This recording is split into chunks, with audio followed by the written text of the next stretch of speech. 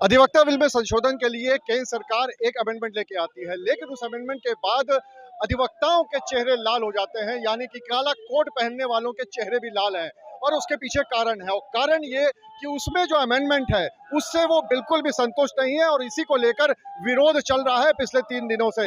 यहाँ तक कि अगर हम उत्तर प्रदेश की बात करें तो हड़ताल चल रही है। कानपुर की हम बात करें तो सबसे पहले तो हम आपको ये दिखा दें कि किस तरीके से यहाँ पे विरोध प्रदर्शन है। पूरे कानपुर के अधिवक्ता यहाँ पर हड़ताल पर है, न्याय का अक्सर विरक्त है और बिल्कुल उन्होंने काम ठप कर रखा है। हालांकि एक लेटर आया था केंद्र सरकार की तरफ से जिसमें यह कहा गया था कि फिलहाल वो इस बिल को रोक रहे हैं, लेकिन उसके बावजूद अधिवक्ताओं की अगर हड़ताल है तो उसके पीछे क्या कारण है ये बात कर लेते हैं।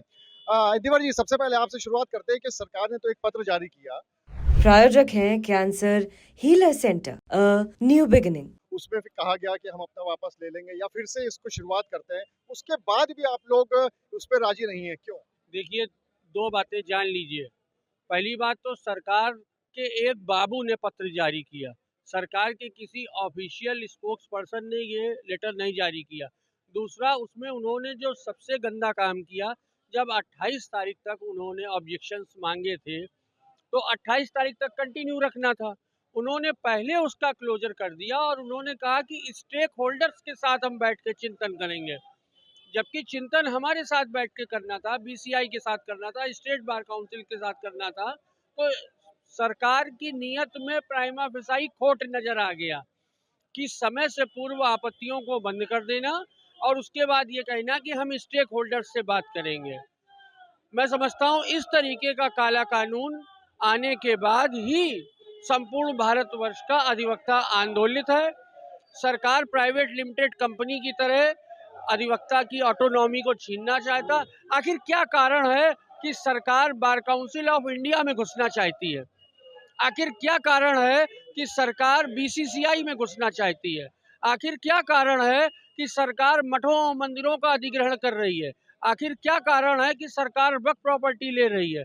तो सरकार कहीं ना कहीं हमारे फेडरल स्ट्रक्चर को डिमोलिश करने का काम कर रही है।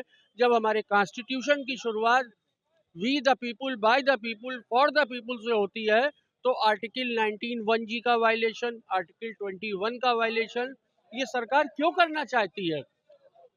और हमारे कानून मंत्री, शायद मैं आपको बता दूं, वो पोस्ट ऑफिस में नौकरी करते थे, तो अधिवक्ताओं का दर्द वो नहीं समझ सकते। उन्होंने न तो डिस्ट्रिक्ट कोर्ट में प्रैक्टिस की, ना हाई कोर्ट में प्रैक्टिस की। उनके बाबुओं ने जो बिल उनको ड्राफ्ट करके दे दिया, उन्होंने उस हिसाब से काम शुरू कर दिया। तो ऐसे देश का भगवान मालिक है, लेकिन कोई दिक्कत नहीं। अधिवक्ता शुरुआत से आज़ादी के आंदोलन में रहा है, अब ये नया आंदोलन हम लोग और आगे तीव्र गति से बढ़ाएंगे। ऐसे कौन से प्रावधान है जिसको लेकर आप लोग को सबसे ज्यादा दिक्कत है उस पे? हालांकि आप लोग ये कहते रहे हैं कि बहुत सारे प्रावधान हैं, लेकिन ऐसे मेन कौन से प्रावधान है? मेन संविधान का मूल मंत्र विरोध का अधिकार समाप्त हुआ जा रहा है। बहुत बढ़िया। बीसीआई वकीलों की संस्था, उसमें राजनेताओं उनके बाबुओं का क्या काम? हमारी बार काउंसिल हमको दंडित करती है, अभी हमारे कानपुर के एक अधिवक्ता को दंडित कर दिया गया। फिर आप स्पेशल दंड लेके आ रहे हैं। निलंबन, वकील ही नहीं रहेंगे आप, नो अपील, सीधे। अरे तो हुआ आज कोई रिपोर्ट लिखावे, कल फैसला, परसों बड़े चौराहे हमको फांसी दे दीजिए। दूसरा, अब हमारे ऊपर 3 लाख का जुर्माना और दंड। देखिए, 2 पक्षकार होते हैं हर मुकदमे में, एक ही जीतता है। जो हारा उसने तुरंत शिकायत की जांच उनके लोग करेंगे। अच्छा, हमारी बार काउंसिल सक्षम है देश का, तो वो दूसरे जरूरत क्या? दूसरा, अब विदेशी फर्में आएंगी, लॉ फर्में, विदेशी वकील आएंगे। हमारे देश का वकील क्या अक्षम है? क्या वो कानून का इतने सालों से जो कार्य कर रहा था उसको नहीं पता है? अरे आप कहेंगे बताते ही चले आए, घंटों सुनेंगे, मैं घंटों बताऊंगा। तो कुल मिला के ये है कि अधिवक्ताओं को जब चाहेंगे उनकी हत्या करेंगे। अधिवक्ता वृत्त की तो हत्या ही हो जाएगी। जो कहा जाता था कि न्याय के लिए अधिवक्ता सबके लिए लड़ सकता है, आज वो अपने अस्तित्व के लिए, जन सामान्य को न्याय दिलाने के लिए सड़कों पे है। ये वास्तविक लड़ाई देश के 140 करोड़ लोगों की लड़ाई है। जिसके ऊपर ये कुछ लोग राज करना चाहते हैं, जिसको देश का अधिवक्ता कभी बर्दाश्त नहीं करेगा। जो भी शहादत देनी पड़ेगी हम देंगे। जैसे हमारे पूर्वज देश को स्वतंत्रता दिला के गए, वैसे ही हम आने वाले युवा अधिवक्ताओं को स्वतंत्र रहने का, स्वतंत्रता पूर्वक वकालत करने का अधिकार एज इट इज दिला के ही रहेंगे। आपको क्या कहना है इस पूरे मामले में? बिल्कुल सही बात, जैसे कि आज हमारे सीनियर्स ने बोला है, अगर कहा जाए अधिवक्ता नहीं होता तो आज ये सरकार में बैठे मुखिया, प्रधानमंत्री, इनके खिलाफ भी मुकदमे हुए, एक अधिवक्ता ने बेल कराई। ये जो गृह मंत्री हैं, इनके खिलाफ भी मुकदमे हुए, एक अधिवक्ता ने बेल कराई, इनको निजात दिलाई। आज ये यहाँ के हमारे प्रदेश के जो मुखिया हैं, उनके खिलाफ भी अगर मुकदमे हुए, एक अधिवक्ता ही खड़ा होता है। आज किसी का नामांकन भी होता है, नामांकन कराने जाता है तो एक अधिवक्ता ही उनके साथ खड़ा होता है। आज कानून बनाने का जो काम करते हैं वो अधिवक्ता, हमारे विद्वान अधिवक्ता ही साथ ही करते हैं।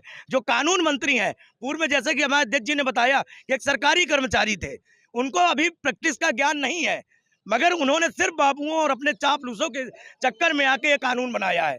कहीं ना कहीं इसका मुखर विरोध हम युवा अधिवक्ता भी कर रहे हैं। अगर ये सरकार नहीं चाहती तो पहले जब स्वतंत्रता के आंदोलन में महात्मा गांधी जी, जो हमारे देश के एक वरिष्ठ वकील थे, हमारे BR अम्बेडकर जी जो वरिष्ठ वकील थे, इन लोगों ने अंग्रेजों को भगाने का काम किया था। हम सभी अधिवक्ता इस बार इस सरकार, दमनकारी सरकार का भी अंत करने का काम करेंगे। आपको कुछ कहना है? हाँ, हमारे साथी ने बहुत कुछ बातें बताई कि हमारे जो सरकार में बैठे हैं सब दोषी थे, उनका न्याय दिलाना हमारे अधिवक्ताओं का था। और हम सामाजिक सेवा कर रहे हैं, उससे पंगा नहीं लेना चाहिए। हम सामाजिक सेवा कर रहे हैं, अगर ये नहीं मानते हैं तो हम, जैसे 27 तारीख को प्रयागराज में कुंभ खत्म हो रहा है, 28 तारीख से दिल्ली में अधिवक्ताओं का कुंभ लगेगा। पूरा ऑल इंडिया का वकील इकट्ठा होगा, पार्लियामेंट हिला के रहेंगे। ये किस होश में है? सरकार को उखाड़ फेंकेंगे। जैसा कि आज आप देख रहे जी। हैं कि इन्होंने धीरे धीरे करके सारी संस्थाओं को खत्म कर दिया है। आज एक अधिवक्ता कौम ऐसी बची हुई जिसके ऊपर ये काबू नहीं पा रहे हैं, और उस काबू को पाने के लिए इन्होंने इस नाजायज बिल को यहाँ पे लाए। तो हमारा ये कहना है कि वो कान खोल कर सुन ले कि यहाँ पर अधिवक्ताओं के ऊपर वो राज नहीं कर सकते हैं। कानून व्यवस्था भी अपनी जगह है और कानून व्यवस्था इसी तरह से चलेगी। अगर वो कानून व्यवस्था को किसी तरह से हिलाना चाहेंगे और या अपनी मनमानी करना चाहेंगे तो उनकी सरकार को फूंक दिया जाएगा। अधिवक्ताओं को जरा अधिवक्ता एकता। तो आप देखिए यहाँ पर अधिवक्ता जितने भी हैं वो काफी आक्रोशित हैं, यहाँ पर बैठे हुए भी हैं और लगातार इस बात का विरोध कर रहे हैं। और साथ ही साथ अभी ये भी नहीं पता है कि ये हड़ताल अभी खत्म होने वाली है कि नहीं है। एक युवा अधिवक्ता और है, अपनी बात रखना चाह रहे हैं, जल्दी से अपनी बात रख लीजिए। संभावित तौर पर ये आखिरी आंदोलन है इस सरकार का, क्योंकि किसानों के खिलाफ ये ला चुके हैं, छात्रों के खिलाफ ला चुके हैं, लेकिन इन्होंने अपने बड़े हुए हौसलों के तहत ये अधिवक्ताओं के खिलाफ जो बिल लाने का प्रयास किया है, ये संभावित इनके खिलाफ आखिरी आंदोलन है। इसके बाद ये सरकार नहीं बचेगी। ये काला कानून नहीं, सरकार के काले मंसूबे हैं। युवा अधिवक्ता एक लाइन कहना चाहेंगे, संघर्षों के साये में इतिहास हमारा पलता है और जिस ओर जवानी चलती है उस ओर जमाना चलता है। अधिवक्ता एकता। यहाँ पर बहुत ज्यादा अधिवक्ता यहाँ पर आक्रोशित है। यहाँ पर कुछ और अधिवक्ता भी बैठे हुए हैं, उनसे भी बात करने की कोशिश करते हैं। यहाँ पर देखिए, यहाँ पर इन्होंने गेट बंद करके बिल्कुल पूरी तरीके से यहाँ पे बंद कर दिया है और यहाँ पर अपनी बात रखना चाह रहे हैं। इसमें यहाँ पर देखिए पूरी तरह से नारे भी लग रहे हैं। ये हड़ताल आप लोगों की कब तक चलने वाली है? ये अनिश्चितकालीन हड़ताल चलेगी जब तक ये बिल का हम लोग पुरजोर विरोध कर रहे हैं। और हम लोग ये मांग कर रहे हैं केंद्र सरकार से, इस बिल को कैबिनेट में पेश ना किया जाए। हमें जो बिल जिस तरह से हम लोग चल रहे उस तरह से हमको चलने दिया जाए, और जो हमारा बेसिक मांग है एडवोकेट प्रोटेक्शन एक्ट, उसको लागू किया जाए। और हमारी कोई डिमांड है, इस बिल का हम पुरजोर विरोध करते हैं। आप लोग शुरू से एक प्रोटेक्शन एक्ट की मांग कर रहे थे, तो प्रोटेक्शन एक्ट तो नहीं आया, बल्कि आप लोगों के कुछ और भी मामले आए हैं जिसमें कि दिखाया गया है कि पुलिस की तरफ से भी आप लोगों के ऊपर काफी दबाव रहता है। क्या उसके खिलाफ भी आप लोग कोई प्रोटेक्शन एक्ट की मांग करते हैं? पूरा आंदोलन इसी बात का है कि हम जो मांग कर रहे थे वो तो दिया नहीं, और जो मेरे पास है वो भी छीन रहे हैं। अधिवक्ता कायर नहीं है, अपनी लड़ाई लड़ेगा और आखिरी दम तक लड़ेगा। जब तक जो मेरे पास है वो तो मैं दूंगा नहीं, और जो मांग रहा हूँ वो लेके रहूंगा। इसलिए ये आंदोलन पूरे राष्ट्र का है और उस पर कानपुर नगर अगुवाई करेगा। और यहाँ का एक एक अधिवक्ता हर तरीके से लड़ने को तैयार है, अपने सर में कफन बांध दिया है और आगे बढ़ चुका है। आंदोलन पूरा होगा, लड़ाई पूरी लड़ी जाएगी, चाहे जो सरकार हो और चाहे पुलिस हो।